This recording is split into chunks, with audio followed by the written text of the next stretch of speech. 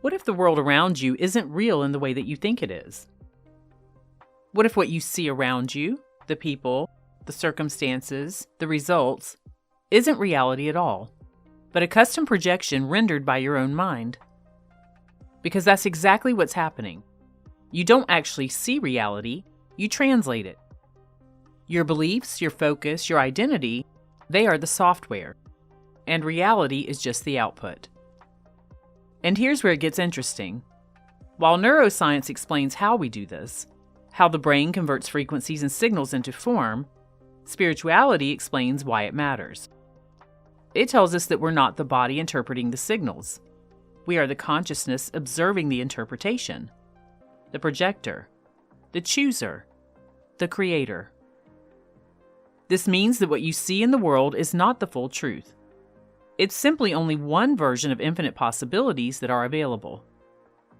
And in this video, you're going to learn why you only see and experience what your brain is trained to recognize, the truth behind perception and consciousness, and how to train your mind so it bends reality automatically, without effort and without waiting.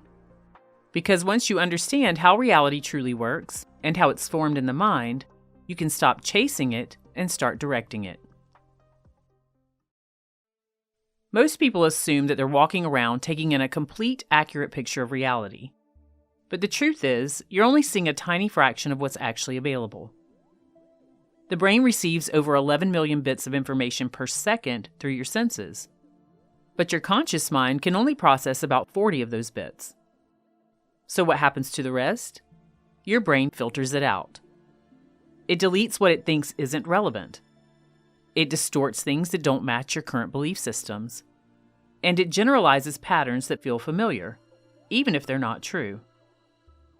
There's a gatekeeper between the subconscious mind and the conscious mind, known as the reticular activating system. And it basically decides what gets your attention based on one thing: what it believes is important. And how does it know what's important? Based on what you've repeated, what you've believed, what you've emotionally rehearsed over time. So if you believe life is hard, you'll see more difficulty.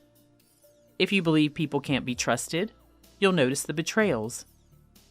If you believe you're unlucky or unseen or stuck, your reticular activating system will literally filter out evidence that could contradict that. And why does it do this? Because your brain is loyal to your belief systems, always. So it's not showing you all the truths available. It's showing you the truth of what it's been trained to find.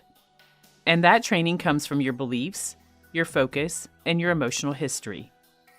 And that's how you experience your reality as a manifested version of your mind. But you are not your brain or the inner workings of that. You are the consciousness directing it. You are the observer behind the lens, the chooser behind the filter, the awareness with the ability to reprogram what gets through the gate. In other words, you can train it to see a new truth, a new reality. And this is where quantum physics and spiritual truth meet. In quantum terms, reality exists as waveform potential, pure possibility, until it's observed.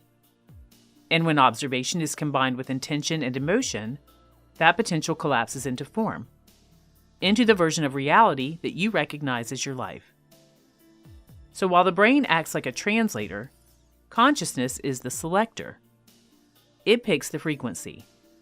It determines what becomes real. And the more you consciously direct what you focus on, what you expect, and what you emotionally repeat, the more you begin shifting the entire lens through which reality is formed. And from this vantage point, you're no longer reacting to what is. You're consciously creating what's next. Because reality is not fixed. It's filtered. And you are the one deciding what gets through. So let's take it one layer deeper. Quantum physics tells us that everything exists as potential first. Not just one outcome, and not just one version of you, but infinite timelines, all existing in a wave-like, unformed state, until you focus. And the moment you place your attention on something with consistency and emotion, you collapse that wave into a particle, into form. You pull that timeline into your field. This means you are not living in a fixed reality. You are living inside of a self-curated illusion that updates every time you shift your focus. Every thought you revisit, every story you rehearse, every assumption you energize with your feelings, that becomes the reality and the timeline that you experience.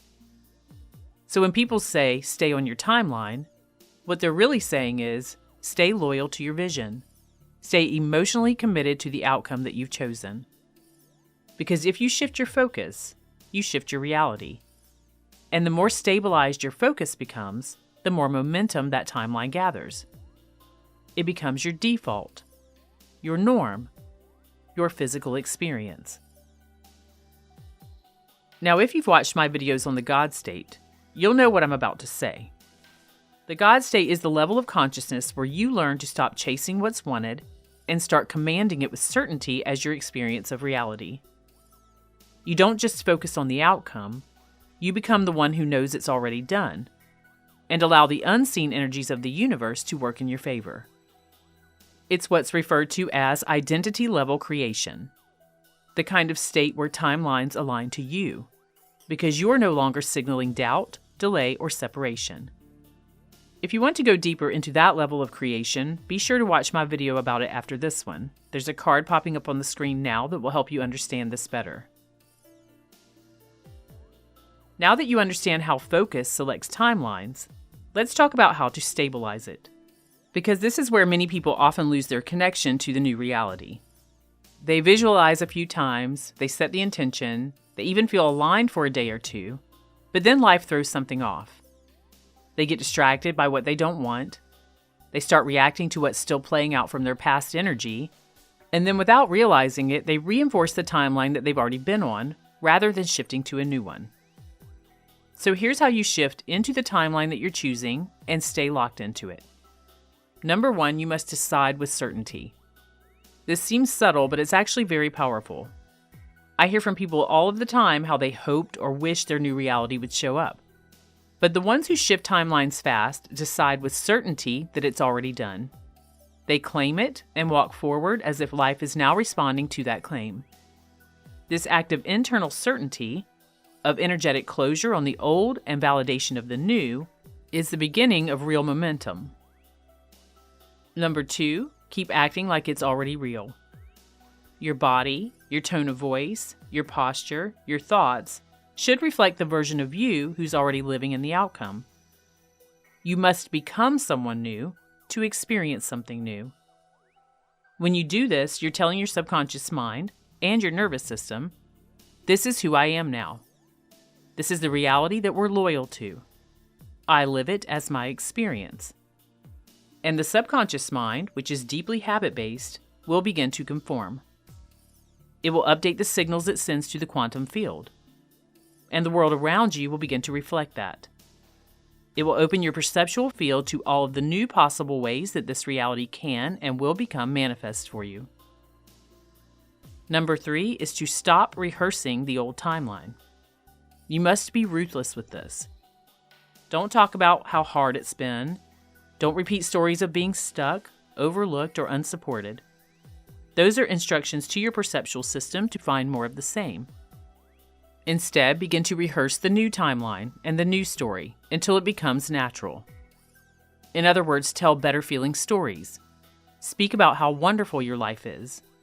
Tell others how amazingly well things are going for you. And be delusional about it. If your current circumstances don't match yet, just remind yourself. That's simply the old illusion. It has nothing to do with who I am now. When you stay steady in this identity, when you refuse to collapse back into old emotional habits, you stabilize your new signal and your new timeline. And once the signal is stabilized, the quantum field must respond. It's universal law.